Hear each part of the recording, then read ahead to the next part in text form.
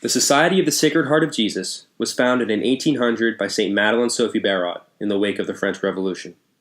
From its earliest days, the order strived to instill a deep-rooted respect for educational values, initially through advocating for the education of young girls. St. Rose Philippine Duchesne, a sister of the Sacred Heart and a close friend of Madeleine Sophie, traveled to the United States in the year 1818 to spread Sacred Heart education to the Americas. She eventually ended up in Missouri, where she spent the majority of her remaining life teaching and praying with the Potawatomi Native Americans. Years later, Janet Erskine Stewart, a converted Anglican, continued the work of her pioneering religious predecessors through her extensive writing on the meaning of a Sacred Heart education. As a continuation of Stewart's work, the 5 goals of a successful Sacred Heart education were established in 1974 to direct society schools in the United States. The 5th and final of these goals, a commitment to educate to personal growth in an atmosphere of wise freedom, resonates with me in particular as I reflect on my now past 13 years of Sacred Heart education. Specifically, my time as a member of the New Orleans Service Immersion Experience of 2013 encapsulated my own personal growth, as well as an understanding for the demands of the city of New Orleans as they asked for change and progress from their prior system of nepotism and incompetence, which came to light through the disaster of Hurricane Katrina. New Orleans, Louisiana is a city of extensive history and immense pride.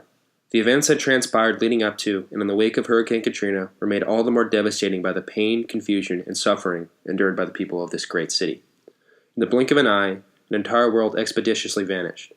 For many, the people and places that made the city home were swept away in one fell swoop, along with their trust and respect for the local and national government.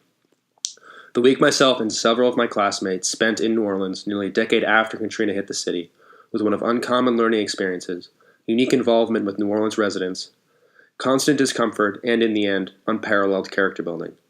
As we discuss and cultivated an understanding of the city's history and the questionable actions that caused the devastation of Katrina, an understanding of the goals of a Sacred Heart education, specifically Goal 5, repeatedly came to mind.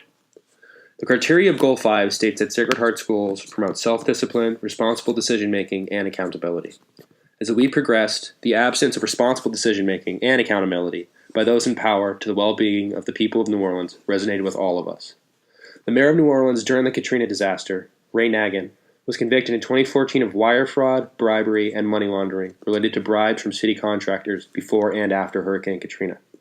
He was sentenced to 10 years in federal prison. Irresponsibility and corruption from the mayor down led to fatal and irrevocable consequences, a reality that was not lost on us. John Rawls writes that the object of a contract is the principles that govern our lives together to assign our rights and duties as citizens. A contract like this would leave no room for coercion or deception or other unfair advantages.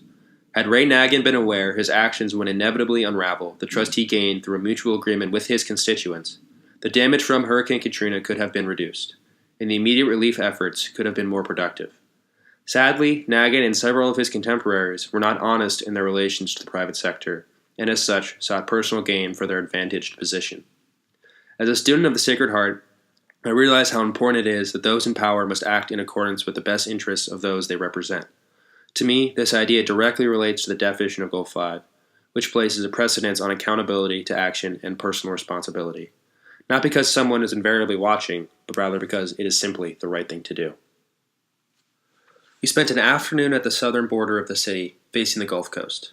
While there, we learned about the outdated levee system in the city and the general lack of concern by city officials to take accountability for updating this dangerous arrangement.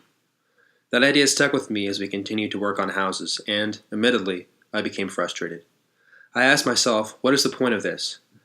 I felt angered we had to work in this extreme heat to fix something that was originally avoidable.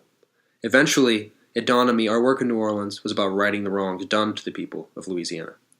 Nozick affirms in his book Anarchy, State, and Utopia that within the libertarian mantra, a situation in which it can be shown that those who have landed on top are the beneficiaries of past injustices, a case can be made for remedying the injustice through taxation, reparations, or other means, for the sake of redressing past wrongs.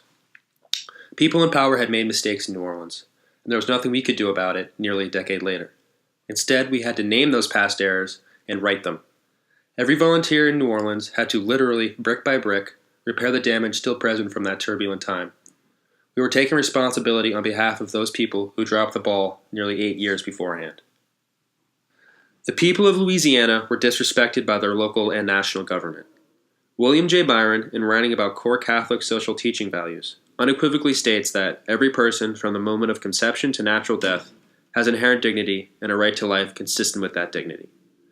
The people of New Orleans were not granted this inalienable right by their elected representatives. Our job as volunteers was to ensure each individual within the city that their well-being was preserved, respected, and had worth. We worked on houses in an effort not just to reestablish the physical presence of people's homes, we also instilled a sense of individual dignity that many lost over the course of the disaster. Goal 5 criteria states that all members of the school community show respect, acceptance, and concern for themselves and for others. There was a noticeable absence of care for others leading up to and following Hurricane Katrina. As students of the Sacred Heart, we were representatives willing to reaffirm to the people, one by one, they were concerned for, and above all, loved.